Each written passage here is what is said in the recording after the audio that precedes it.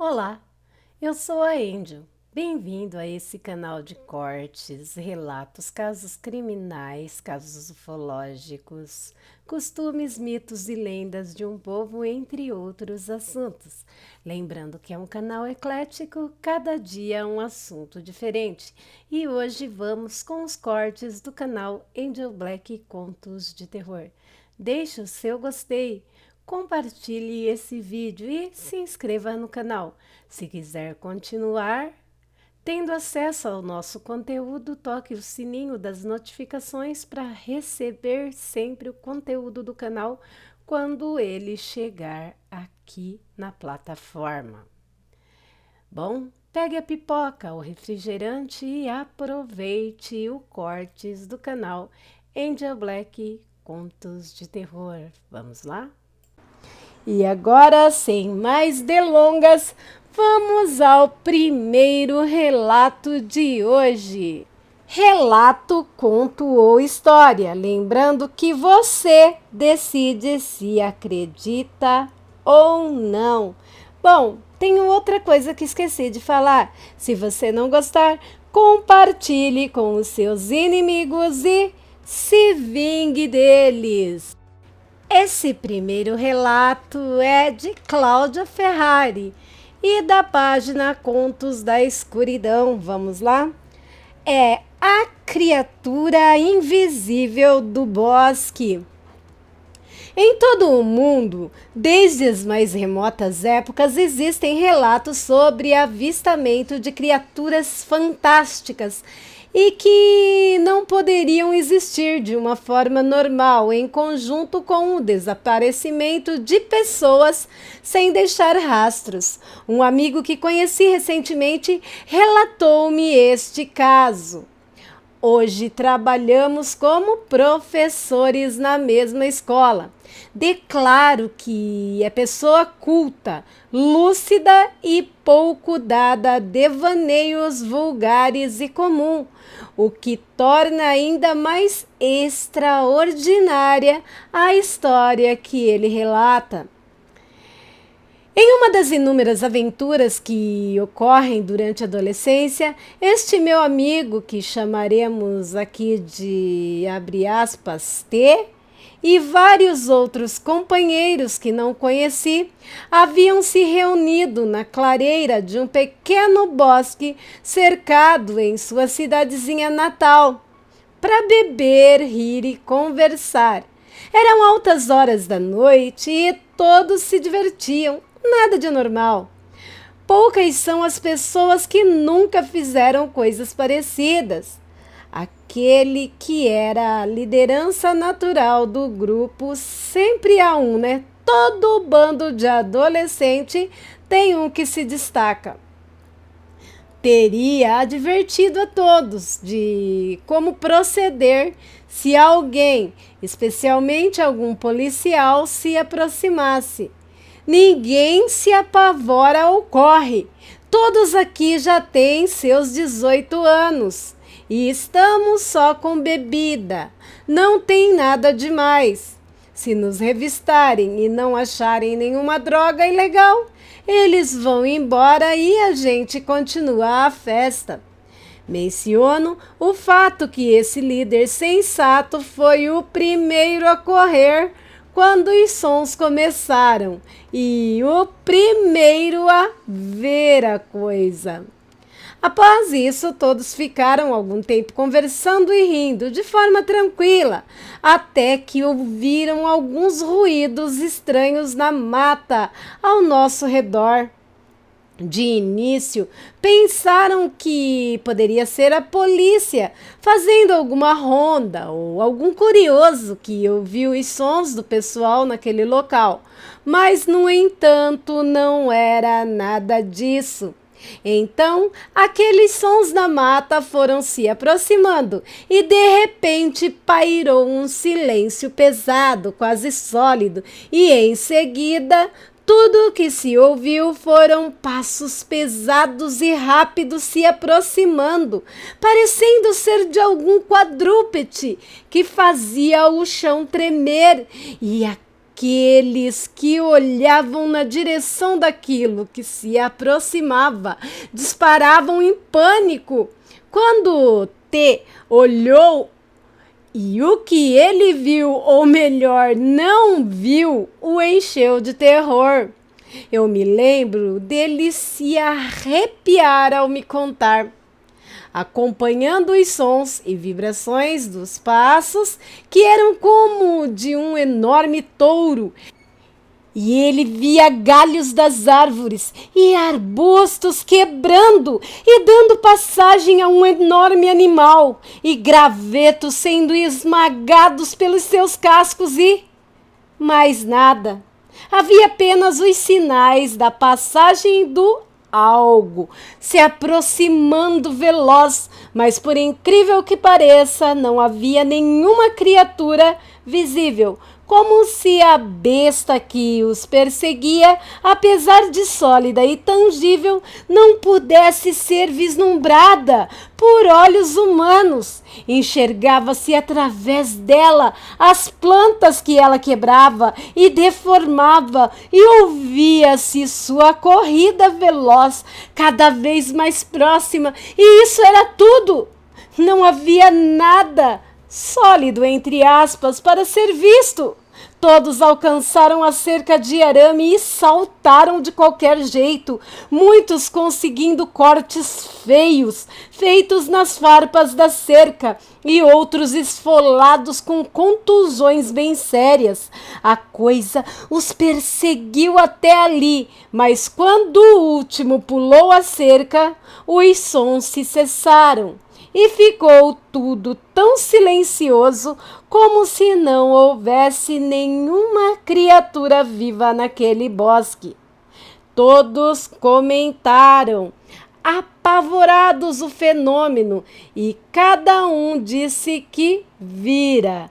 Fechava perfeitamente com o que os outros relatavam, o que exclui a hipótese do efeito do álcool ou meras alucinações, a não ser que se acredite que essas coisas podem ser transmitidas telepaticamente. O que teria sido aquilo? Alguém teria perguntado até hoje, mas até hoje a pergunta permanece sem resposta. Aquele fato se tornou um grande mistério sobrenatural.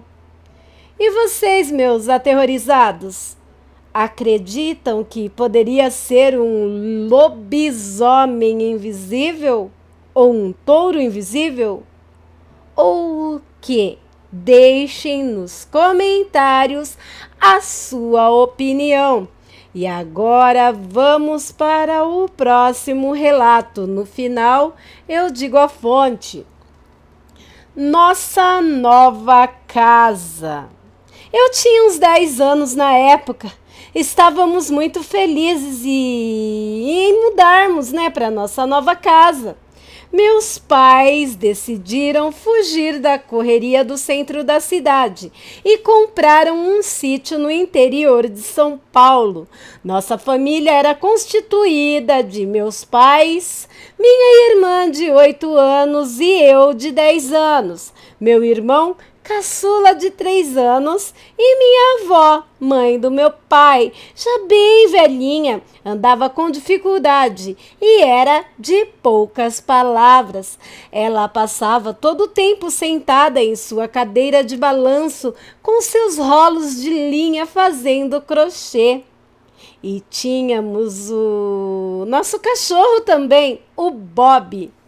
Meu pai antes arrumou escola para todos nós e naquele dia nos instalamos na casa. Ao passarmos por aquela porteira, eu senti que havia algo errado. Não sei explicar. O ar parecia pesado. Apesar de ser um lugar antigo, tudo estava muito bem reformado, como novo. Jardim e gramado muito bem cuidado. A casa era bem grande. Escolhemos os nossos sempre os quartos. Estávamos todos muito alegres. A cadeira de balanço de nossa avó ficou na sala, perto de uma grande janela que dava para o jardim. Assim que nos instalamos, passamos, eu e meus irmãos, também Bob, nosso cachorro, a explorar o grande terreno que circundava a nossa casa. Havia muitas árvores frutíferas, goiabeiras, mangueiras, coqueiros e pitangueiras. Havia também, bem afastado de nossa casa, uma espécie de celeiro, onde se guardava montes de coisas velhas e ferramentas, entre outros objetos. Quando adentramos naquele local e começamos a olhar as coisas velhas que ali havia, nosso cachorro Bob empacou. Não quis entrar ali por nada no mundo. Não passou da porta, latia o tempo todo e ficava do lado de fora abanando o rabo e, por ora, com o mesmo entre as pernas. Começaram a acontecer coisas estranhas. Minha mãe encontrava os armários abertos quando jurava que estavam fechados. As coisas sumiam e apareciam misteriosamente. Minha mãe dizia que sentia-se observada por vezes. À noite eram barulhos de panelas, como se alguém estivesse cozinhando e utilizando a nossa cozinha. E quando iam olhar, estava tudo intacto e ninguém no local. Meu cachorro cada vez mais arredio, até que um dia veio uma moça das redondezas para ajudar minha mãe nos serviços de casa.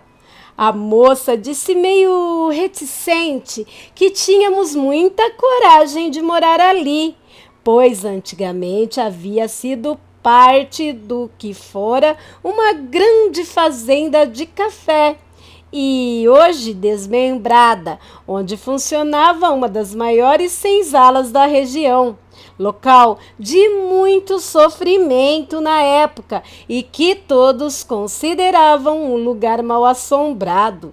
Referiu que lugar de visagem, sabe, onde as pessoas veem coisas que não podem explicar. Lembro da minha mãe até mandando ela falar baixo para que não ouvíssemos, né? Para que não ficássemos assustados. Mas, lógico que ouvimos tudinho. Numa determinada tarde de tempo bem quente, meu irmãozinho mais novo, de 3 aninhos, estava com o copo d'água e um pedaço de pão na mão. Caminhava indo em direção ao celeiro. Minha mãe perguntou onde ele ia com aquele copo de água e com aquele pedaço de pão. E ele disse: Mamãe, é para um moço que está com a cabeça presa. Ele está cheio de dodói. Ele está com fome e pediu água. Minha mãe o colocou para dentro da casa na hora. Minha avó começou a ficar inquieta, a perder o sossego e não dormir mais à noite, dizendo ao meu pai que queria sair dali. Por vezes ficava agitada e punhava-se a rezar com o seu terço balançando em sua cadeira. Dizia que via um homem negro a cavalo, com uma tocha na mão, rodeando a porteira do sítio. Meu pai não levava nada a sério do que lhe contavam. Numa noite, já bem tarde, acordei com o meu irmãozinho dormindo ao meu lado, na minha cama. Ele nunca tinha feito aquilo antes, mas eu deixei.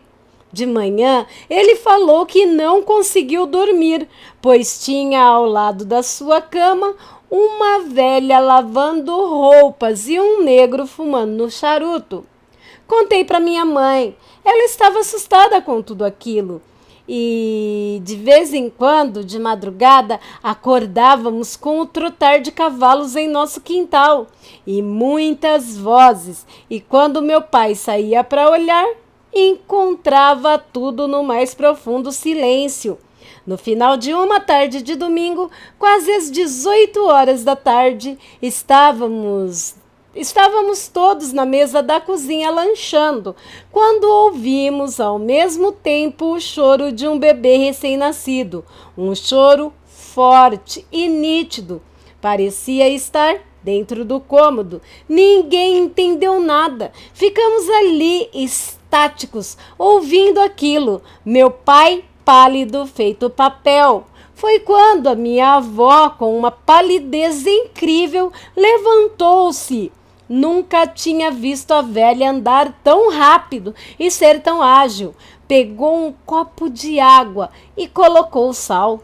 Começou a jogar aquela água nos cantos de cada cômodo da casa enquanto dizia: eu te batizo em nome do Pai, do Filho e do Espírito Santo. Enquanto todos nós chorávamos, assustados, vendo aquilo. E minha mãe nos abraçava, também chorando, mas tentando nos acalmar. Minha avó repetia a oração jogando a água e repelindo aquilo quase aos gritos.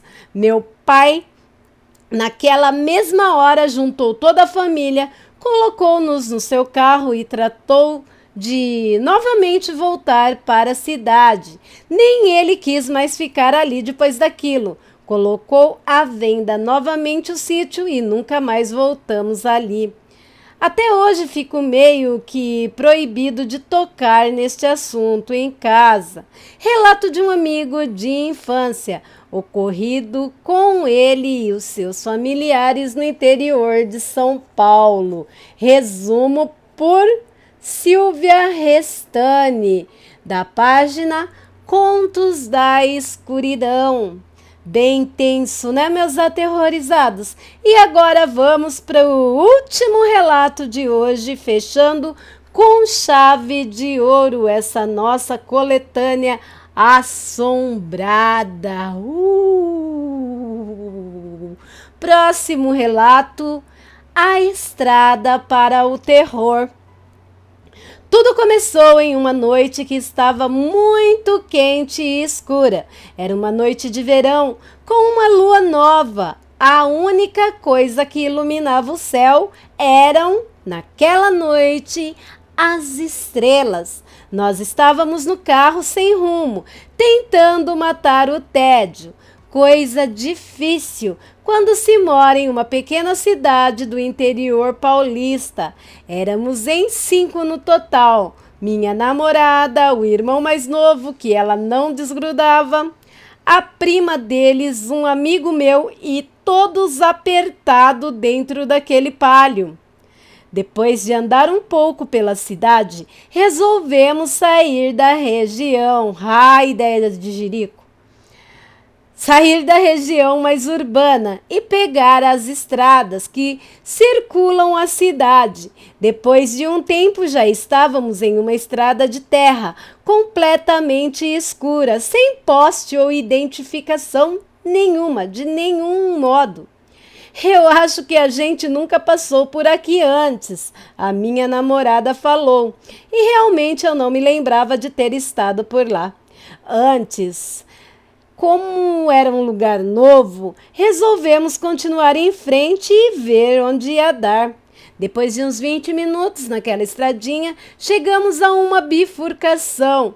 Uma das estradas que saía de lá estava bem cuidada.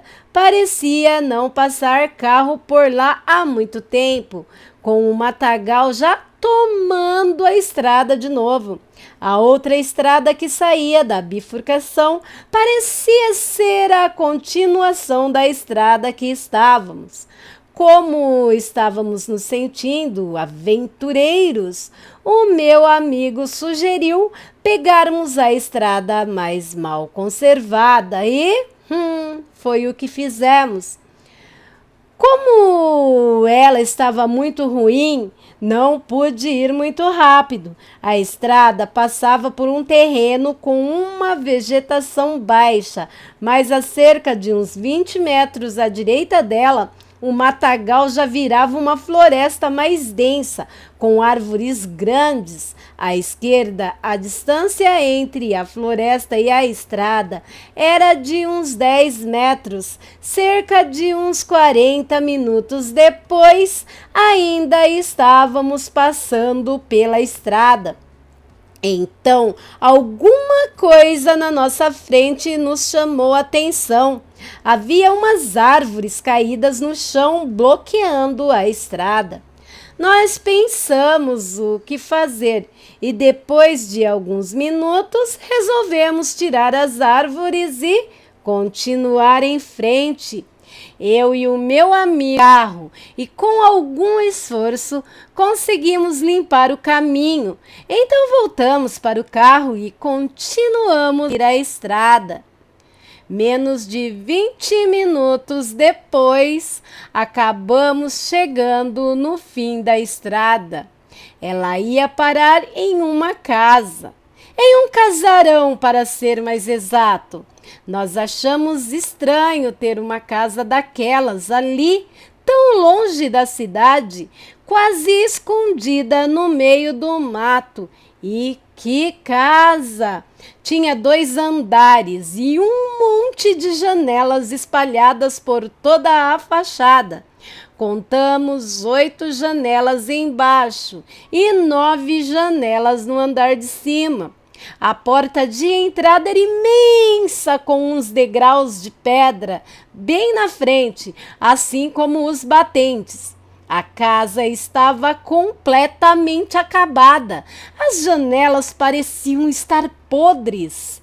Já que tínhamos tido tanto trabalho para chegar lá, resolvemos dar uma bela olhada dentro da casa. Só que, como não tínhamos uma lanterna, eu deixei o carro apontado para as janelas e liguei o farol alto. Apesar da aparência de podridão, a porta era bem sólida e pesada e estava muito bem trancada. O jeito foi tentar uma das janelas. Sem muito esforço, conseguimos abrir uma, que quase desmanchou quando puxamos. O meu amigo entrou primeiro para dar uma olhada lá dentro, ver se o chão não estava podre, se o teto ou as paredes não pereceriam, pois pareciam que iam cair ou coisa do gênero. Depois de algum tempo, ele apareceu na janela de novo, falando que estava tudo bem. Então, o irmão mais novo da minha namorada entrou, depois a prima da minha namorada, depois a minha namorada e então eu. Nós tínhamos entrado em uma sala que parecia ser uma sala de jantar. Ela estava quase vazia, a não ser por umas cadeiras velhas de madeira jogadas em um canto. O chão também era de madeira e rangia e estalava muito enquanto andávamos nele. Abrimos mais 2 janelas para iluminar melhor lá dentro. Depois de dar uma bela olhada nesta sala, resolvemos dar uma olhada no resto da casa. Essa sala tinha 2 portas, uma porta dupla à direita que ia para uma outra sala, onde estava a porta de entrada, e uma porta menor à frente, que levava para a cozinha. Nós fomos pela porta dupla, indo parar em uma sala muito grande, a sala de entrada. Esta sala tinha a porta de entrada à nossa direita, à frente da casa, e uma escada à esquerda, que levava a um segundo andar, mas a escada estava completamente podre e quebrada, o que impedia que subíssemos para o segundo andar. Nós abrimos algumas janelas para iluminar essa sala também. Nós só estávamos conversando e andando pela sala quando o irmão da minha namorada falou que escutou um barulho vindo do andar de cima. Nós pensamos que ele queria simplesmente assustar a gente. Então, todos nós ouvimos o barulho. Era o mesmo barulho que o chão fazia quando a gente pisava nele. Bem, deve ser o barulho da casa assentando. O meu amigo falou. É só a casa estalando. Ela já está muito velha. Então ouvimos o som de novo e de novo. Pareciam passos em algum lugar lá em cima. Não dava para dizer direito de onde vinha. Então todos menos a prima da minha namorada, nos aproximamos da escada para tentar ver se conseguíamos ouvir alguma coisa lá de cima. Então ouvimos o som de novo, 3 passos e de repente parou. O irmão da minha namorada falou: "Será que tem alguém lá em cima?" Mas ninguém respondeu. Então ouvimos um grito estridente, mas não estava vindo lá de cima, e sim da janela. Era a prima da minha namorada. Enquanto nós fomos ver a escada, ela ficou na janela, olhando lá para fora. Ela veio correndo na nossa direção e começou a falar que tinha alguém do lado do carro. Quando ela falou isso, eu senti meu sangue esfriar e todos os pelos do meu corpo arrepiarem. A minha namorada grudou em mim e tremia toda. "Você tem certeza que viu alguém do lado do carro?" meu amigo perguntou. "Tenho, eu vi. Eu não vi de onde veio, mas estava parado do lado da porta do passageiro. Ninguém estava com a mínima coragem de ir ver se realmente tinha alguém lá." Então, as luzes do farol começaram a ficar fracas. "O que é isso? O que estava acontecendo?" o irmão da minha namorada perguntou. "Acho que a bateria do carro está acabando", eu respondi. A minha namorada começou a apertar a minha mão e a chorar, falando que aquilo não era a hora para a bateria do carro acabar. Nós todos estávamos com muito medo. Alguns segundos depois, a luz do farol do carro apagou completamente. Nós 5 ficamos no mais completo silêncio.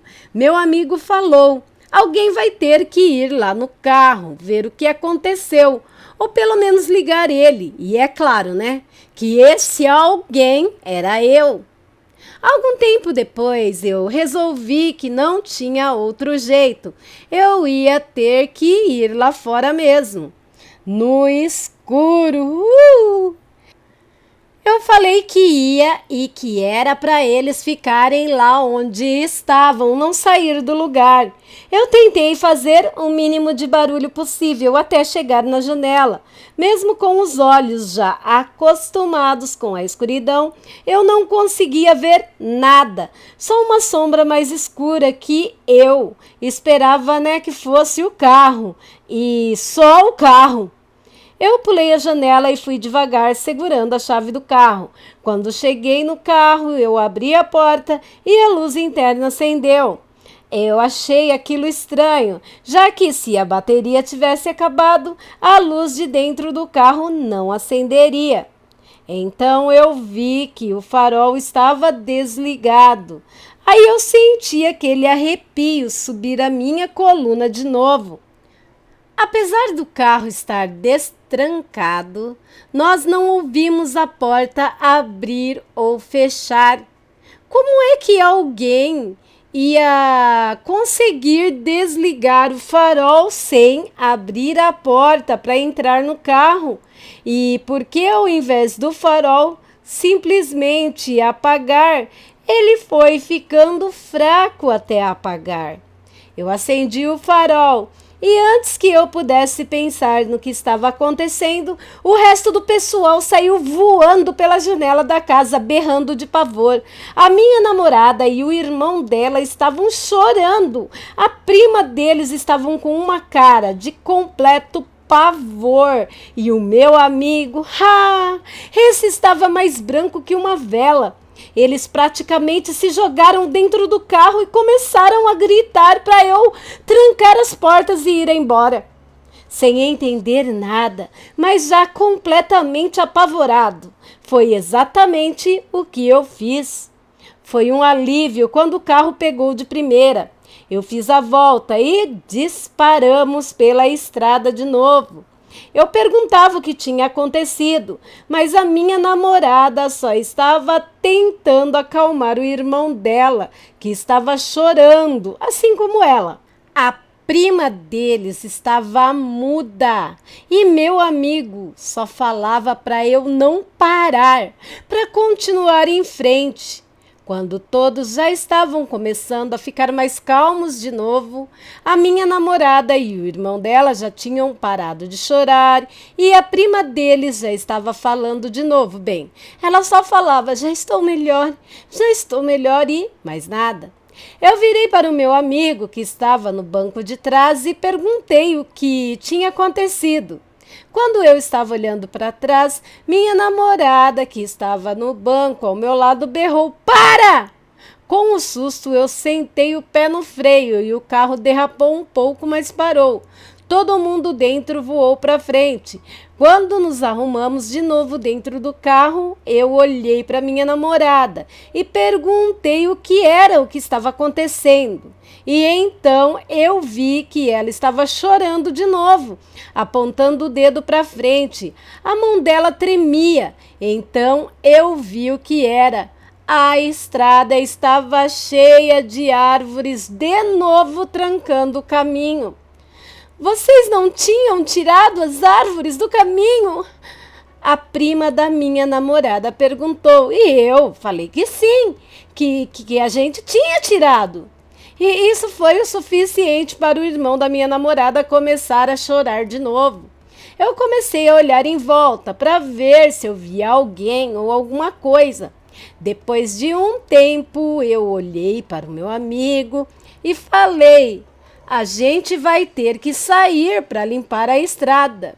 Não, tem outro jeito. Ele falou para eu passar por cima das árvores mesmo. Eu respondi: se eu for com tudo, o carro vai bater nos troncos e vai ficar preso. Ou a gente não sai, ou vai furar um pneu, ou vai arrebentar alguma coisa. E a gente também não vai sair daqui. A única opção é a gente limpar a estrada. Depois de um tempo e em silêncio, né? Ele concordou. Nós dois saímos e fomos em direção às árvores tombadas no chão. A minha namorada fechou a porta do carro, as trancou e ainda por cima com a chave para o lado de dentro. Legal ela, né? Desta vez tinha muito mais árvores que antes. Com muito mais cuidado e prestando mais atenção em tudo em nossa volta, começamos a arrastar as árvores para fora do caminho. Quando finalmente limpamos tudo, olhamos um para o outro com um olhar no rosto que dizia: vamos embora daqui. Quando estávamos voltando para o carro, nós ouvimos um barulho no mato. Nós paramos no lugar, olhamos à nossa esquerda, não dava para ver nada, ainda mais com o farol do carro em nossa cara. Então, de repente, alguns passarinhos saíram voando de onde o barulho estava vindo. Isso foi o suficiente para nós dispararmos em direção do carro. O pior foi que quando chegamos lá, ninguém queria abrir a porta para a gente. A gente ficou batendo na janela, mas o pessoal lá dentro só estava chorando e berrando. Eu e meu amigo já estávamos quase entrando em pânico. Ele já estava procurando uma pedra para quebrar a janela do carro para podermos entrar, quando a prima da minha namorada finalmente destrancou a porta do pálio. O meu amigo entrou pela porta do motorista mesmo e se jogou no banco de trás. Eu fui atrás dele, mas eu me sentei no banco. Já meti o pé no acelerador. A porta do carro fechei com ele já saindo em disparada. Mas apesar da velocidade com que a gente saiu, nós ainda conseguíamos ver, saindo do meio do mato, alguma coisa que parecia uma mancha escura, com um formato humano, e era muito alto. Aquilo parecia ter mais de 2,5 metros. A minha namorada e a corajosa da família dela se desesperaram quando viram aquilo. Começaram a chorar, feito bebê assustado. Desde aquele ponto, já até chegar à estrada de terra. E eu não diminui, não. Eu continuei na mesma velocidade que estava. Estava indo com o pé, olha, atolado no acelerador, carcando mesmo. O carro estava pulando mais que boi bravo naquela estrada esburacada e mal conservada. Quando chegamos na estrada de terra, melhor conservada, eu entrei com tudo e também não diminuí a velocidade. Chegando no asfalto, já estávamos um pouco mais calmos e eu finalmente relaxei o pé do acelerador. Ninguém falou nada até chegarmos na cidade. Quando chegamos, fomos direto para a casa da minha namorada. Os pais dela tinham saído. Enquanto ela e o irmão dela, a prima deles, entravam na casa, eu puxei o meu amigo para o canto e perguntei o que tinha acontecido dentro da casa, para que eles saíssem correndo daquele jeito, feito malucos. Ele falou que quando eu estava lá fora, lá no carro, eles ouviram mais alguns passos no andar de cima.